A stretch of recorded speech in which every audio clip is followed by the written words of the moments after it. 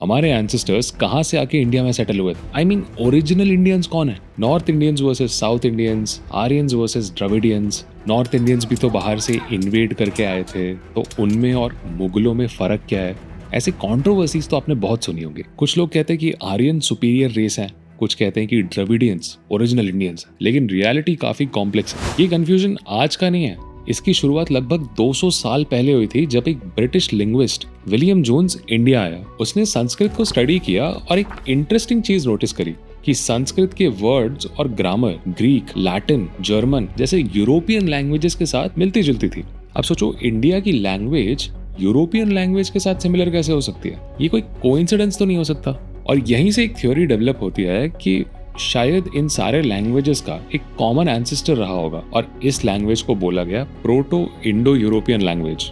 लेकिन प्रॉब्लम तब हुई जब इस आइडिया को ओवर सिंप्लीफाई कर दिया। 1800s में मैक्स मुलर जैसे स्कॉलर्स ने कहा कि एक वाइट लोगों का ग्रुप सेंट्रल एशिया के कॉकेशियन माउंटेन से निकला और उन्होंने अलग अलग जगह जाकर कॉन्कर किया, जैसे यूरोप, पर्शिया और इंडिया। और लैंग्वेज सिमिलैरिटी को डायरेक्ट पॉपुलेशन रिप्लेसमेंट के साथ जोड़ दिया गया, जो कि बिल्कुल भी साइंटिफिक नहीं है। और धीरे धीरे इंडिया में भी एक सिंपल सी कहानी बन गई कि आर्यंस आए, उनने इन्वेड किया और द्रविडियंस को भगा दिया। पर अगर सच में आर्यंस ने इन्वेड किया तो उसका एविडेंस कहाँ मिल सकता है? इंडस वैली सिविलाइजेशन अपने टाइम की सबसे एडवांस सिविलाइजेशंस में से एक, जहां पे well structured cities, standardised bricks, advance drainage system और लॉन्ग डिस्टेंस ट्रेड रूट्स थे। अगर यहाँ पे लार्ज स्केल इन्वेजन हुआ होता तो इसके एविडेंसेस भी हमको मिलते, जैसे कि डिस्ट्रॉयड सिटीज, जली हुई बिल्डिंग्स, हथियार की वजह से इंजर्ड स्केलेटन्स और कल्चरल रिप्लेसमेंट दिखता। लेकिन उन साइट्स पर ऐसा कुछ भी नहीं मिलता।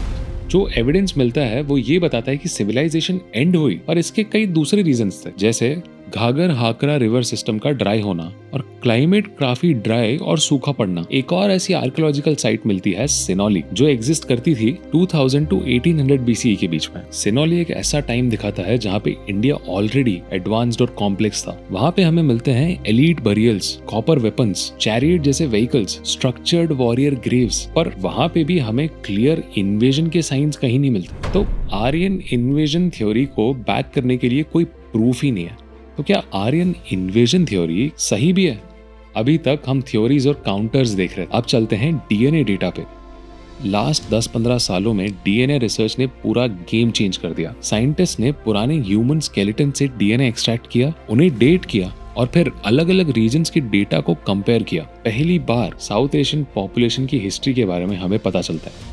तो सबसे पहले डीएनए की लेयर आती है 65,000 साल पहले, जब अफ्रीका से ह्यूमंस निकल के पूरे वर्ल्ड में जाने लगे। ये हंटर गैदरर्स थे। आज उन्हें साइंटिस्ट बोलते हैं एंशिएंट एंसेस्ट्रल साउथ इंडियंस। ये सबसे फाउंडेशनल लेयर और सबसे इंपॉर्टेंट बात, हर इंडियन के डीएनए में इसका हिस्सा है। फिर आते हैं नेक्स्ट फेज पे। हजारों सालों तक वेस्ट एशिया से पर्शियन फार्मर्स के साथ स्लो जीन फ्लो होता रहा। ये कोई इन्वेजन नहीं था, ये लॉन्ग टर्म इंटरैक्शन था। लोग आए, सेटल हुए और लोकल पॉपुलेशंस के साथ मिक्स हो गए। इसी मिक्सिंग का एक रिजल्ट है इंडस वैली सिविलाइजेशन, जहाँ पे मल्टीपल रेसेस एक साथ एग्जिस्ट करते थे और कोई भी प्योर रेस नहीं था। अब आते हैं सबसे मिसअंडरस्टूड पार्ट पे, स्टेप हर्डर्स।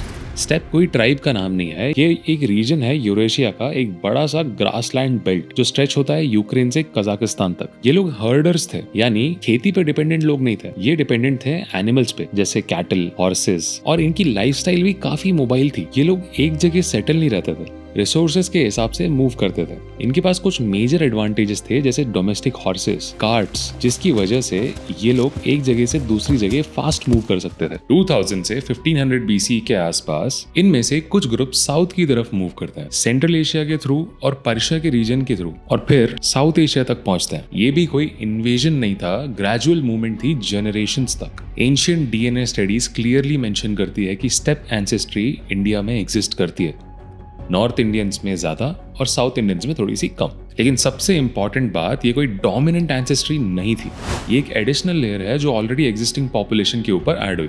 और यहाँ पे एक क्रिटिकल पॉइंट आता है, स्टेप पॉपुलेशन को अक्सर इंडो यूरोपियन लैंग्वेजेस से लिंक किया जाता है। मतलब संस्कृत और यूरोपियन लैंग्वेजेस के बीच में जो कनेक्शन है वो यहाँ से एक्सप्लेन होता है। यानी कि संस्कृत की जो प्रेडेसेसर लैंग्वेजेस थी, हो सकता है कि उन पर इन स्टेप पॉपुलेशन का इन्फ्लुएंस रहा हो। तो अब 3 लेयर्स को एक साथ देखो।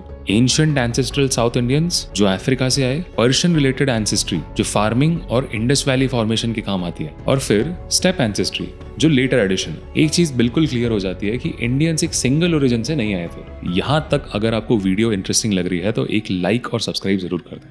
अब तक जो भी आपने सुना वो अलग अलग पीसेज में था, अब इन सबको जोड़ने का टाइम है। साइंटिस्ट इस कॉम्प्लेक्सिटी को समझने के लिए एक सिंपल सा मॉड्यूल यूज करते हैं, ANI और ASI, एंसेस्ट्रल नॉर्थ इंडियंस और ancestral south Indians. Her Indian in दोनों का मिक्स है, बस प्रोपोर्शन अलग अलग। ANI को समझो एक ऐसे मिक्स के रूप में जहां पर्शिया रिलेटेड एंसेस्ट्री है, स्टेप हर्डर्स की एंसेस्ट्री ऐड हुई और बेस में पहले से आने वाले अफ्रीकन माइग्रेंट्स का कंपोनेंट भी है। अब ASI को समझते हैं। अफ्रीकन माइग्रेंट्स की एंसेस्ट्री ज्यादा स्ट्रांग है, पर्शिया रिलेटेड कंपोनेंट भी है, लेकिन स्टेप हर्डर्स का इन्फ्लुएंस बहुत कम है। इसका मतलब कोई प्योर ANI और कोई प्योर ASI नहीं है। नॉर्थ इंडिया में ANI कंपोनेंट रिलेटिवली हाई होता है और साउथ इंडिया में ASI कंपोनेंट। अब यहाँ से कहानी काफी ज्यादा इंटरेस्टिंग हो जाती है। एक वक्त था जब ये मिक्सिंग बहुत फ्रीली चल रही थी। 2000 BCE से 1000 BCE तक अलग अलग ग्रुप्स कंटिन्यूअसली इंटरैक्ट करते थे और इंटरमिक्स कर रहे थे, और तब सोसाइटी भी काफी फ्लूइड थी। लेकिन फिर एक शार्प शिफ्ट आता है 1000 BCE के बाद। ये मिक्सिंग ऑलमोस्ट रुक सी जाती है। लोग अपने अपने ग्रुप्स में शादियां करने लगते हैं, इससे जीन फ्लो रुक जाता है और पॉपुलेशन आइसोलेट होने लगती है और धीरे धीरे डिस्टिंक्ट जेनेटिक क्लस्टर्स बनने लगते हैं। ये आइसोलेशन मल्टीपल फैक्टर्स से आया, ज्योग्राफी, ट्राइबल स्ट्रक्चर, लैंग्वेज और रिलीजियस आइडेंटिटीज। लेकिन लॉन्ग टर्म जेनेटिक आइसोलेशन का प्राइमरी ड्राइवर था marriage with in their own groups. इसलिए आज जो आप डिफरेंसेस देखते हो नॉर्थ वर्सेस साउथ, या फिर डिफरेंट कास्ट में, डिफरेंट रिलीजन्स में, डिफरेंट लैंग्वेजेस में, वो किसी एक ओरिजिन से नहीं है। वो हजारों सालों की मिक्सिंग के बाद एक सोशल स्ट्रक्चर की वजह से प्रिजर्व हो गए। तो जब आप पूरी कहानी को एक साथ देखते हो तो एक चीज बड़ी क्लियर हो जाती है, ना तो कोई प्योर आर्यन है, ना तो कोई प्योर द्रविडियन, ना ही नॉर्थ इंडिया एक अलग रेस है, ना ही साउथ इंडिया एक अलग रेस है। हम सब एक ही प्रोसेस का रिजल्ट है, माइग्रेशन, मिक्सिंग और एडाप्टेशन का।